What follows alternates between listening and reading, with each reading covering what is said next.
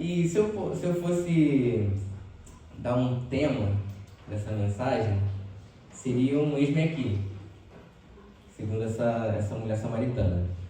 E o primeiro tópico dessa palavra é o alimento missionário.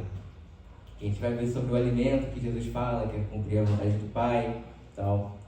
E bem aqui no versículo 32 que fala: tenho para comer uma comida que vocês não conhecem. Então os discípulos começaram a dizer entre si: será que alguém lhe trouxe algo para comer? E Jesus declara: a minha comida consiste em fazer a vontade daquele que me enviou e realizar a sua obra. E algo assim interessante que Jesus fala que vocês não conhecem. Só que eu queria também trazer uma pergunta que é: quem enviou Jesus? Quem enviou Jesus? O próprio Deus, o Pai. E para quê? Para quê? Se eu perguntasse para alguém aqui, certamente iriam me dizer: João 3,16, que é para que o mundo não pereça, mas tenha vida eterna nele. E também, parando para pensar assim, as pessoas também conhecer a vontade do Pai e saber para que Ele nos enviou. E para que Deus nos enviou nesta terra? Aí entra no tema que a gente falou: eis-me aqui. E para conhecer e viver a vontade de Deus, precisamos primeiro abrir o nosso coração, entregar os nossos olhos, a nossa mente e os nossos ouvidos. Por que isso tudo? Quando a palavra entra, ela cria raízes no nosso coração. E aí envolve todo o nosso corpo. Quando a mulher teve aquele encontro transformador, ela não pensou nem duas vezes e foi correndo para a cidade dela. Eu diria que é algo involuntário sendo da parte de Deus, assim, transformado nela. Então foi algo tão forte que ela agiu meio que sem pensar, já transbordou dela. E queria também trazer isso aqui a nós, que é, para aquela mulher ter tido um encontro transformador, ela precisava de um semeador naquele lugar. Alguém que declarasse a palavra de Deus, alguém que semeasse, entregasse. E a gente também tem aquele texto lá da terra boa, tem a terra pedrosa, tem a terra com os espinhos. Ali foi lançada uma semente em cada uma. Mas como poderia ser lançada uma semente sem ter um semeador? E a proposta assim, do tema, que é eis-me aqui, é que eu e você fazemos parte desse processo. Nós somos os semeadores. Mas a gente também vai ver que nós fomos chamados também para colher. E quem plantou? O próprio Deus. Aqui quando ele fala assim, no versículo 37. Pois no caso é verdadeiro o ditado: um é o que semeia, outro é o que colhe. E o versículo 38, eu os enviei a colher o que vocês não semearam. Outros trabalharam e vocês aproveitaram o trabalho deles. Gente, aqui está falando sobre quem é mais importante? Não. Quem é mais importante? O que semeia ou o que colhe? Os dois são importantes. Ambos fazem parte do mesmo processo. Só que é claro, um começou e o outro termina. E é importante também saber que nessa caminhada nós seremos ambos os dois. Nós seremos semeadores e aqueles que vão colher. E eu queria também falar e abrindo esse tema aqui, foi algo assim que me impactou muito no PMDM, tanto que eu estou até com a camisa aqui. A gente foi lá para Cosmos, o Pedro vibrando ali. A gente foi para Cosmos. Numa sexta-feira, assim, a gente saiu, umas 7 e pouca, e acho que 9 e pouca a gente chegou lá, né? E algo assim que eu fiquei impactado foi com a paixão das pessoas pela obra. Tipo, cheguei lá, aí eu estava na ação social junto com o Pedro, Ana Camila e Fernanda. Aí começou: gente, vamos fazer os cestos, vamos aqui e tal. A gente separou vários alimentos, assim, em fileiras. A igreja é mais ou menos desse tamanho aqui. A gente separou arroz aqui, feijão ali, farinha aqui e tal, macarrão. A gente foi dormir umas 1h pouca da manhã, separando isso. E era engraçado, assim, que o pessoal não parecia com sono. Parecia: não, vamos terminar isso aqui logo, e tal. Só que aí teve o toque de recolher. Na manhã seguinte, a gente acordou, tomou café e já foi preparar os cestos. Gente, foi 300 cestos que a gente preparou. Glória a Deus. 300 cestas básicas, para abençoar aquela região em Cosmos. Graças a Deus.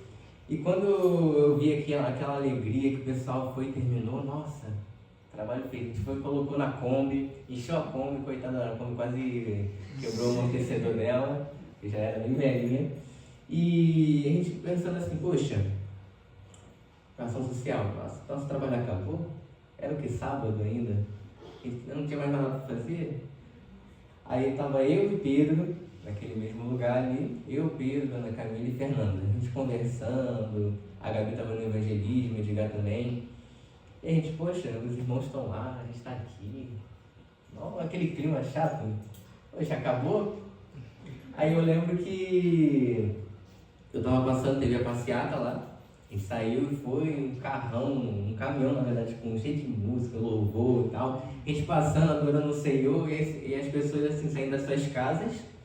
E começaram, nossa, tá passando uma passeata aqui, nossa. Tinha gente assim na varanda pulando, cantando junto, gravando. Tinha gente ali, poxa, sedenta realmente. E aí eu vi assim, cara, a igreja precisa ir mais. A igreja precisa sair mais das nossas igrejas, assim, pregar o evangelho. Glória a Deus. Poxa, as pessoas estavam bem sedentas, gente. Tão sedentas, que saíam de casa para ir para a rua, só para ficar ali também. E era algo assim que me impactou bastante, gente. E quando eu falo assim, ó, eu os enviei para colher, gente, já está pronto, já está pronto. Então a gente precisa só ir, declarar as palavras de Jesus, declarar o evangelho, as boas novas. Gente, se é algo bom, a gente vai compartilhar. Amém. Jesus chama de quê? De boas novas. Amém. Então, está na minha mão, está na sua mão, só cabe a gente, eis-me aqui.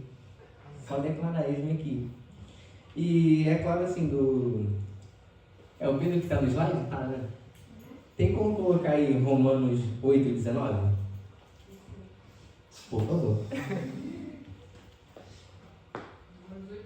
8:19. Ó, a ardente expectativa da criação aguarda quem? A revelação dos filhos de Deus.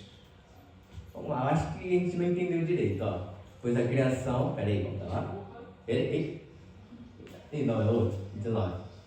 A ardente expectativa da criação aguarda quem? Filhos de Deus. Quem são os filhos de Deus? Quem? Então, gente, ela aguarda a revelação dos filhos de Deus. Qual é a voz que Deus colocou nesse mundo para pregar o evangelho? A igreja. Eu, você. E eu lembro assim, muitas vezes a gente fala, nossa, não tem uma palavra, poxa, o que eu vou falar? Eu lembro que quando, poxa, o Adorno que o pastor me deu assim no puxão de orelha, ele falou, Thiago, você pode pregar no domingo? Foi, acho que ano passado. Isso numa sexta-feira. Eu, pastor, eu tô sem palavra. Ele, tá com devocional em dia não? Foi, puxou assim a orelha. Mas é isso, gente. A gente recebe de Deus todas as manhãs, todas as noites, por ser a hora que você faz o devocional. Mas é todo dia que a gente recebe algo novo da parte de Deus. E quando a gente recebe, a gente também entrega. Uma oportunidade assim que a gente deve orar também, no trabalho, por exemplo. Ah, Deus, me dá uma oportunidade de pregar o teu evangelho. Mesmo que seja 5 minutos, 10, até mesmo 2. E até dar um testemunho aqui, eu comecei a praticar isso recentemente, né? Desde uns 3 meses pra cá.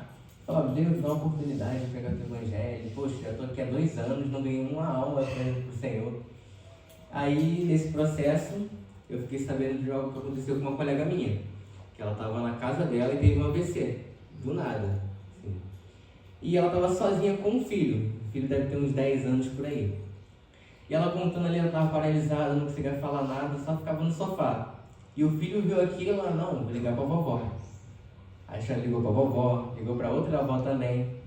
E aí teve assim, eles foram correndo, socorreram ela. Aí foram levar aqui pro Rio de Dó. Aí eu fui e me encontrei com ela. Eu, poxa, o que aconteceu? Cara, eu tive um AVC. Aí eu, e agora? Eu não sei, porque os médicos falaram que eu tô bem. Eu tô bem. E agora eu tô chocado porque eu não posso sair daqui porque eu tô em observação. Só que eu não entendo por que eu tive um AVC e eu tô bem. Aí o que eu falo agora? Aí, pô, eu vou ficar quieto, né? Aí ela falou, Thiago, ela chorando, né? Eu tô bem, Thiago, eu não sei o que tá acontecendo. Aí eu lembro de algo assim que o irmão falou comigo, que às vezes Deus permite que algo aconteça para que Ele possa realinhar princípios, para que a gente possa voltar para Ele. Aí eu falei isso com ela, amém. Mas Thiago, eu tô bem. E agora? O que eu vou fazer? Aí eu fui e deixei ela para ter aquele tempo para refletir, né? Peguei uma palavra para ela, um texto bíblico e tal, para também reanimar ela. E ela ficava ali, ficou acho que 3 dias ali na emergência. Aí ela pensando. Aí depois eu voltei. Ela, Thiago, agora descobri que eu tenho, acho que sopro no coração que diz. E isso tem me impedido de andar corretamente. Então eu tenho alguns deslizes assim por conta disso e tal, e eu vou ter que fazer uma cirurgia. Só que, Thiago, eu tô bem. Ela sempre repetia, tô bem, me sinto ótima. Se fosse, o médico até falou com ela que se ela saísse no mesmo dia ali, poderia até fazer o plantão de 24, porque ela tava bem, 24 horas. E nisso a gente foi conversando e tal, ela, Thiago, eu quero me batizar, Thiago. Glória a Deus! Eu vi o cuidado de Deus. Deus usou meu filho de 10 anos para ligar para minha mãe e a minha sogra. Se Deus usou uma criança é porque Ele quer me chamar para perto. Então, se eu vejo esse cuidado dele, eu tenho que me entregar. Eu quero me batizar. Eu já estava com isso no coração há muito tempo. Só que eu nunca tinha coragem, porque eu saí do plantão e eu não queria ir para a igreja. Aí ela falava isso. E quando ela recebeu alta, eu lembro que antes disso eu fui lá e levei ela junto na sala cirúrgica. E eu vi aquela assim, a calma dela assim, porque Deus estava cuidando desde o início. Ela falava, não, Deus estava cuidando de mim desde o início e Ele vai cuidar até na sala de cirurgia. Então eu estou em paz. E quando ela saiu, quando ela teve alta, o primeiro lugar que ela foi para onde? Para a igreja. Foi lá, aceitou Jesus na vida dela. E hoje em dia, ela fala assim, Thiago, isso é tão bom, Thiago, por que eu não soube disso antes? Aí ela agora contando assim, fala sobre os meus irmãozinhos assim que não teve encontro com Jesus, eu, não, acorda, pelo amor de Deus, vamos ter encontro, Ele te quer, Ele te ama. E poxa, eu vejo assim a sede nos olhos dela, a paixão que ela está tendo assim aquele primeiro amor, que também deve ser mantido na nossa vida. E gente, imagina se alguém não tivesse lançado uma semente no coração dela. Ela poderia dizer, não, isso aqui foi obra do acaso, isso aqui foi, aconteceu, nossa, coincidência. Gente, no reino de Deus a gente sabe que não há coincidência, e sim propósito. E poxa, há uma ardente expectativa da criação pelos filhos de Deus. Então Deus te chama para ser o quê? Enviado. E quando fala aqui que a minha comida consiste em fazer a vontade daquele que me enviou e realizar a sua obra, a gente pode ler, não, Deus só enviou Jesus. Vou pedir para o Pedro de novo, por favor, abrir em João 20:17. João 20:17. Não, 19. 20:19.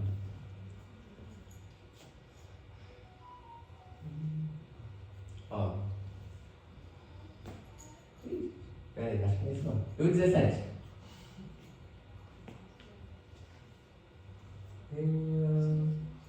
Peraí, gente, eu ouvi você mesmo.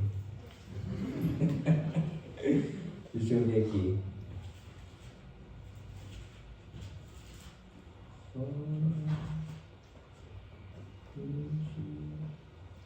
É 19.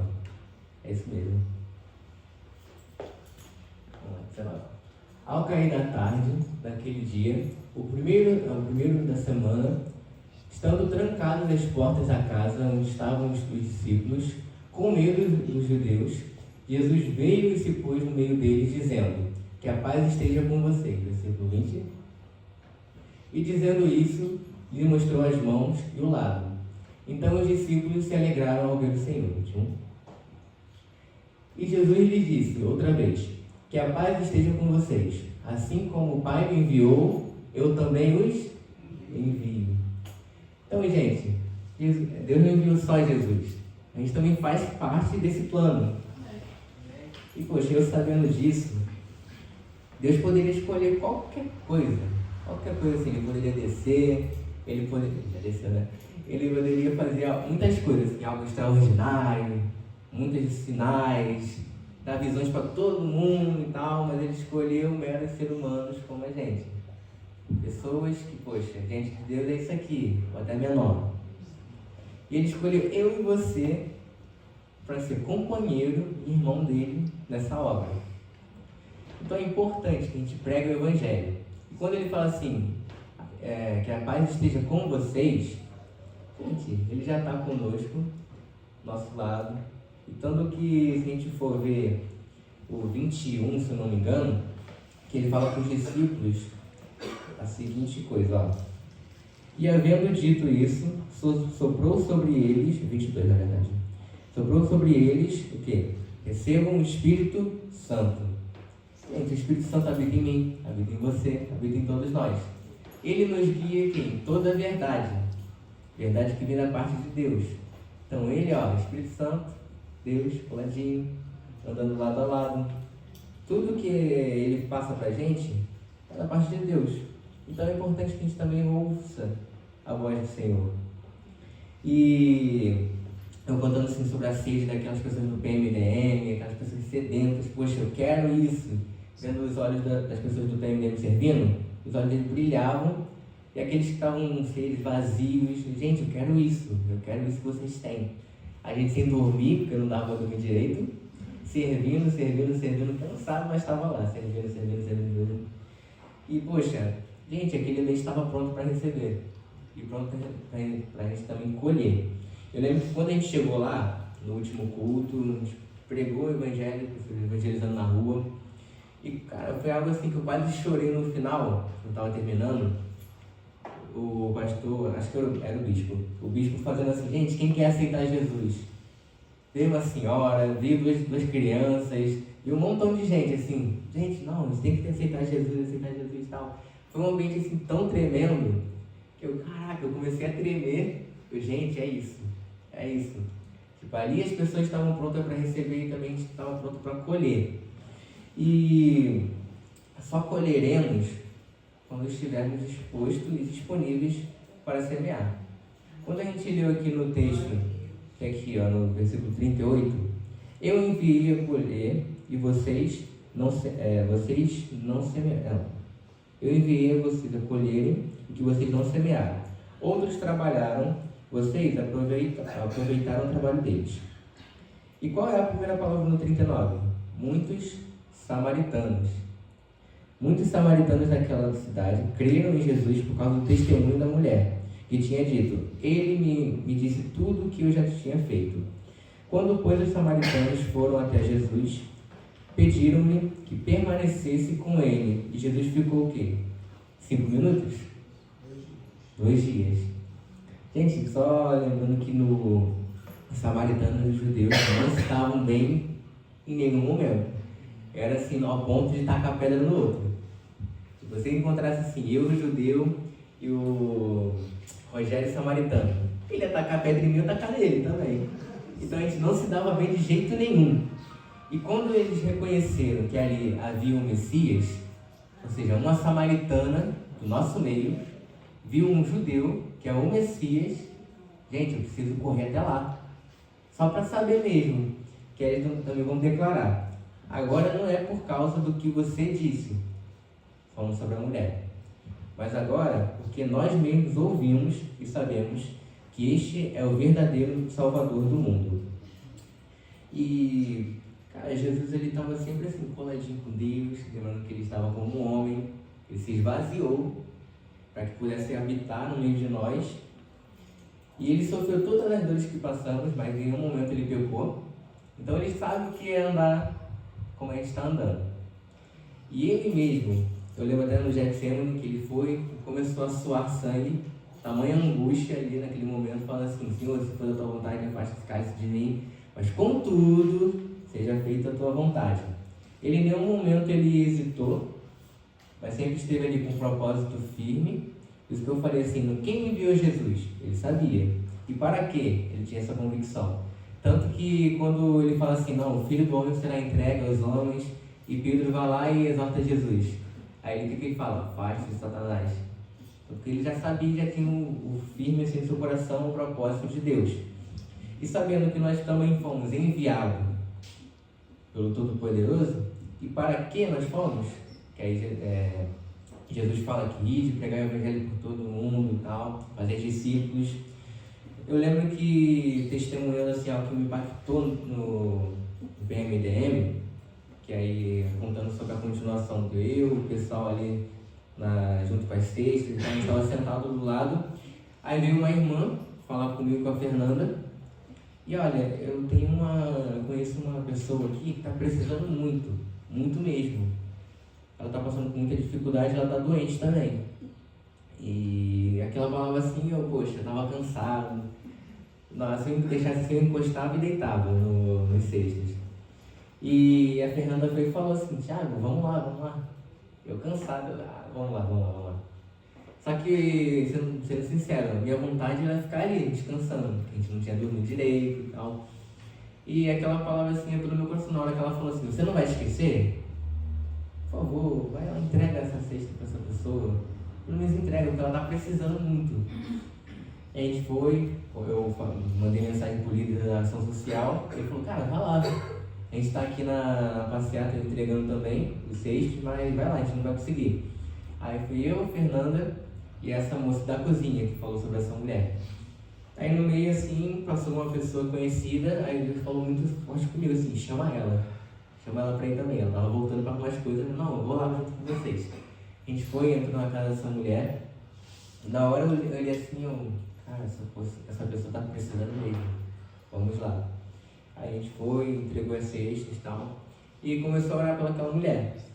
E nisso a mulher começou a chorar. Chorou muito.